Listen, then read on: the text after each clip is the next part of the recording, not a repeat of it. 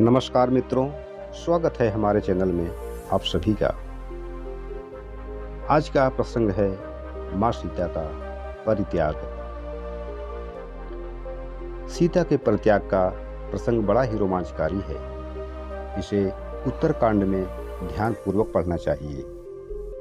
सीता सब प्रकार से परम पवित्र हैं, इस बात को भगवान प्रभु श्री रामचंद्र जी पूर्णतः जानते थे।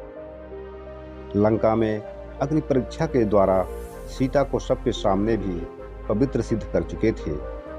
यह सब होते हुए भी लोकापवाद पर ध्यान देकर प्रजा को संतुष्ट करने के लिए उन्होंने निर्दोष सीता का परित्याग कर दिया।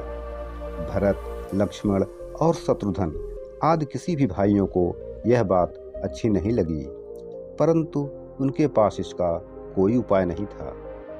यद्यपि लक्ष्मण की इच्छा नहीं थी तो भी उन्हें बड़े भाई की आज्ञा मानकर सीता को वन में छोड़ने के लिए जाना पड़ा।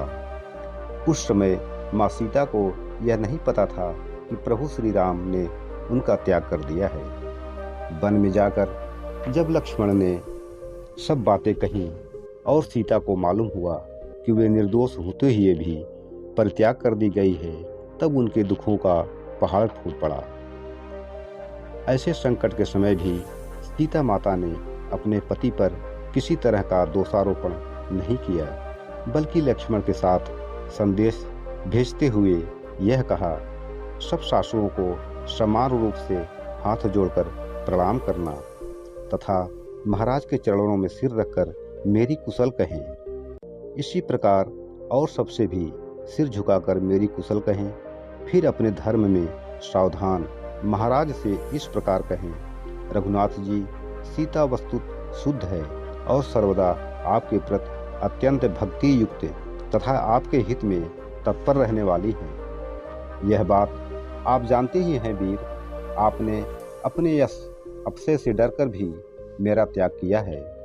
अतः आपकी जो निंदा, जो अपकीर्ति हो रही है, उसका मुझे भी मार्जन करना चाहिए, क्योंकि आप ही मेरे परम आश्रय हैं। फिर आप महाराज से यह भी कहें कि आप जैसा बर्ताव अपने भाइयों से करते हैं, वैसा ही सर्वदा पूर्ववासियों के साथ भी करें। इस मिथ्यापवाद के कारण खींचकर उनके प्रति किसी भी प्रकार का दुर्व्यवहार न कर बैठें।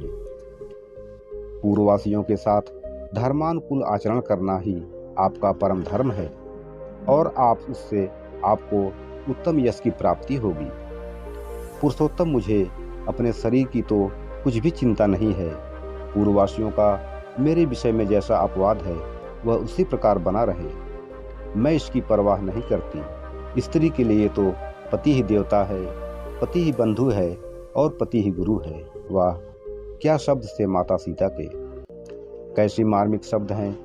धन्य है सीता और धन्य है उनका धर्म प्रेम। धन्य है भारत का सती धर्म और धन्य है भारतीय देवियों का अपूर्व त्याग। इस प्रकार माता सीता से बातचीत होने के अंतर्गत लक्ष्मण उन्हें प्रणाम करके रोते हुए अयोध्या लौट गए। उधर दुख के भार से पीड़ित आदर्श पतिव्रता सीता वन में रोने लगी। उनके रुदन को सुनकर वाल्मीकि ऋषि उन्हें अपने आश्रम में ले गए। माँ सीता उनके आश्रम पर ऋषि पत्नियों के साथ रह रही थी। इस प्रसंग में बहुत कुछ सीखने की बातें हैं। सीता के उपयुक्त शब्द नित्य पाठ करने योग्य है। उनका भाव समझकर उसी के अनुसार पतिव्रता स्त्रियों को अपना जीवन बनाना चाहिए। दोस्तों, यह छोटी सी प्रसंग रामायण की थी। यह आपको कैसी लगी हमें जरूर कमेंट करके बताएं। फिर मिलते हैं एक नए प्रसंग के साथ। तब तक के लिए जय प्रभु श्री राम।